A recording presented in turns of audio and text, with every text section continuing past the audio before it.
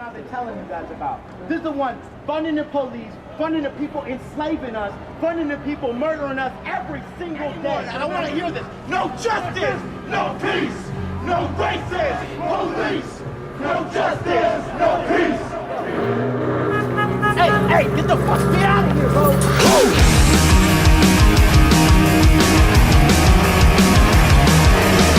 Why you go out of your way to burn the world down? Why would you lie to my face after I call you out? Bluffing your trash off a cliff, intentional ignorance. I educate only once, no second chance. My name is Cameron Lobby Jones. I'm from the band King Youngblood. My name is Jay. I'm a singer and songwriter and local native here to Seattle. Excited to be here. Resistance is a form of art and is also very akin to what was happening at CHOP. And so I think that people being there every day was art. People being in that space, occupying that space, creating in that space changed how I viewed really the area.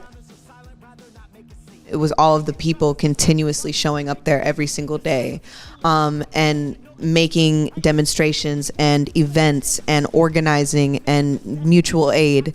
It was that combination of things in the space that to me gave it a rendition of something that would be called art.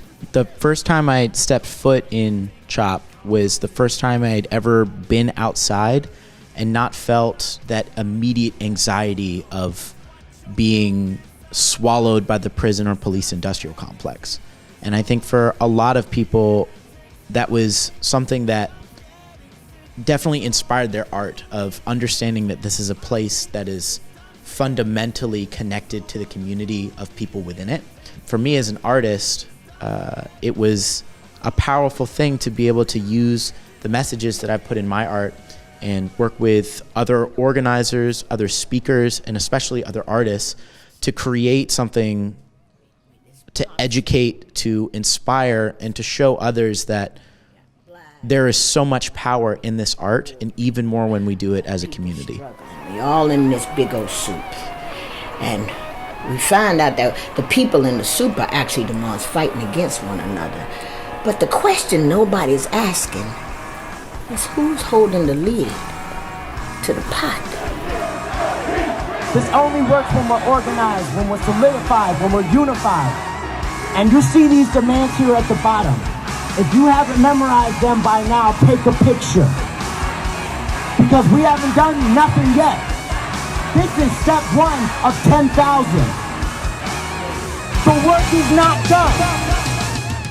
It kind of encouraged two different things. One was exactly what Jay is talking about, is finding that community of like-minded people that are also artists, but understand the priority and the urgency of what's going on.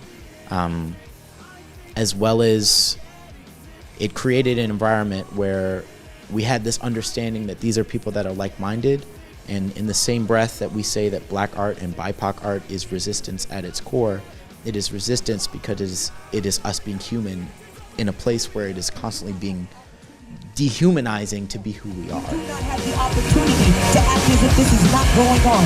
I'm glad that this has brought some attention that you all have showed up. But I need more.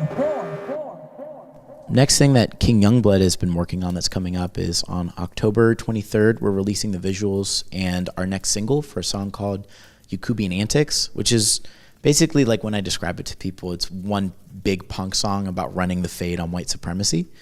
In the video, it stars Jay as the lead, and it is also directed by another community artist activist, Danny Denial.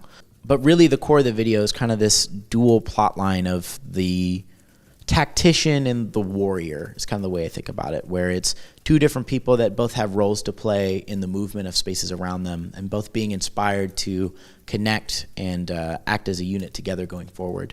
In a lot of ways, the song in the video was very inspired by my relationship with Jay, and especially trying to make sure that in this movement that we are documenting and giving credit where it is due, especially to Black women throughout history for civil rights movements, especially going forward today.